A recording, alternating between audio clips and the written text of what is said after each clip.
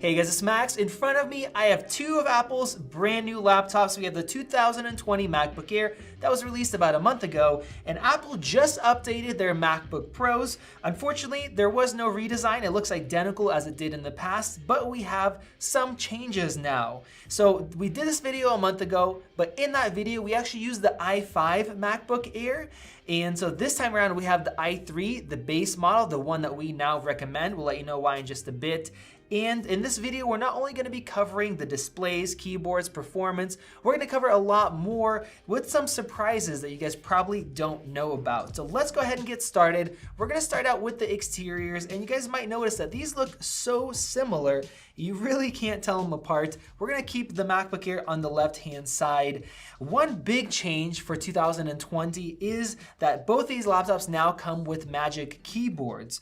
So the Magic Keyboards, they've got rid of the butterfly keys that had very low travel. They weren't that reliable. We have more key travel now. The keyboard feels great. A lot of people bought MacBook Airs because of this keyboard. Now we have that with the MacBook Pro as well. Now above these keyboards, you guys do notice that we have a touch bar on the MacBook Pro. Some people like them. Your little icons can switch depending on what applications you have open, but other people really don't like them.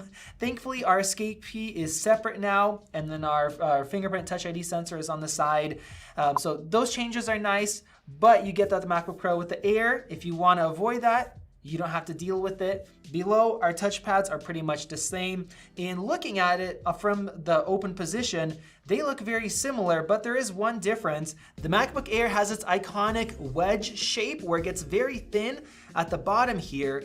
And that means that for long typing sessions, you don't end up getting, a little bit of pressure on your wrists from this boxy slate design of the MacBook Pro. It's just a little bit more comfortable. There's a couple more minor differences. The MacBook Pro's trackpad is actually just slightly larger, but not enough to notice. And then as far as weight, the new MacBook Pro is 3.1 pounds compared to 2.8. Both got a little bit thicker, a little bit heavier because of the keyboards, but it's also hard to tell a difference there. And both of these, for the base model MacBook Pros, they have two Thunderbolt 3 ports on the left-hand side and a headphone jack. And now let's talk about the displays. Both of these are 13.3 inches. They use Apple's Retina displays. We have just over 4 million pixels with a 16:10 aspect ratio. Great displays, but we do have some differences. The first difference is brightness. The MacBook Air comes with a display that's rated at 350 nits. Sometimes it scores closer to 400, whereas the MacBook Pro comes with a 500 nit brightness display. That means it is noticeably brighter, especially if you're outdoors where there's lots of reflections or in a bright room. If you work in those kind of scenarios often, the MacBook Pro is definitely ahead. And there's also a difference in color accuracy. If we take a look at this box, you'll see that the MacBook Air just has a solid color, whereas the MacBook Pro, you see the circle, you see the logo inside. That's because the MacBook Air doesn't support P3 wide colors, and this shade literally cannot be displayed on the MacBook Air screen. Now, that doesn't mean that the MacBook Air, for most people, it's fine, but the MacBook Pro can show about 25% more colors, and that is great if you're doing raw photo editing, you're doing video editing, and things like that. Now, both of these MacBooks feature 720p webcams. This is the microphone and webcam quality from the 2020 13-inch MacBook Pro, and this is the webcam and microphone quality from the 2020 MacBook Air. You guys let me know if you noticed any differences in terms of microphone or video quality down in the comment section. And now it's time to compare the speakers. Go ahead and put on your best pair of headphones and let's take a listen.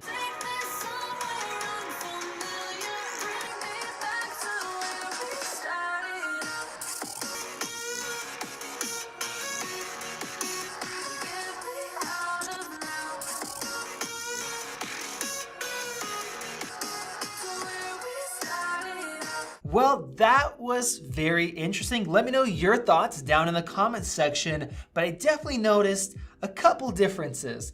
First off, the MacBook Pro does sound better. It has richer, deeper bass, maybe more full mids, sounds more balanced, but it's quieter. And that's weird because if you guys saw our previous comparison, the MacBook Pro was louder than the MacBook Air, but not anymore. So I don't know if they took the 2020s and they made the speakers a little bit quieter overall, just so it sounds better like they did with the 16-inch MacBook Pros, or maybe there's a variance in machines, but this time around, the MacBook Air doesn't sound as good, but it definitely is louder. Let's start getting into performance, starting off with SSDs.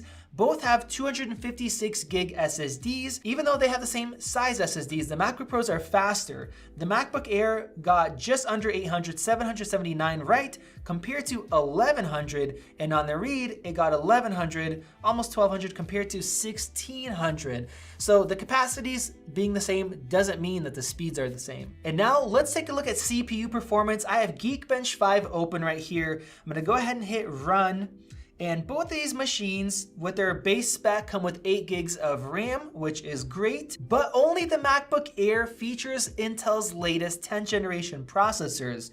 The one in this machine is an i3 dual core, but I'll also give you performance numbers for the i5 quad core, which we tested previously. Whereas the MacBook Pro, even though this is a 2020, we still have the same 1.4 gigahertz i5 quad core that's an 8th gen. So it's multiple generations old now. Apple decided to stick with that. If you want a 10th gen CPU in the MacBook Pro, you have to spend at least $1,800. And we have our results, which are interesting.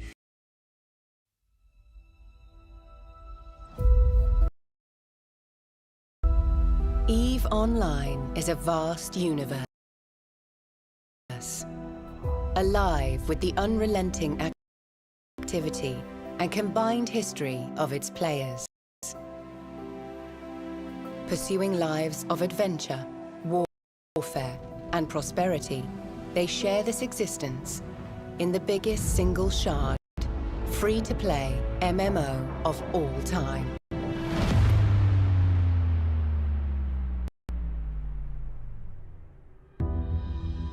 Set 21,000 years in the future, EVE takes place in a distant cluster of over 7,000 star systems known as New Eden.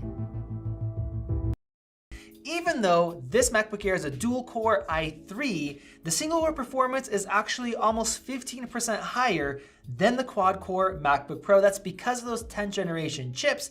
But if we look at multi-core, our MacBook Pro with 8th gen quad-core processor, that actually gets about 80% higher.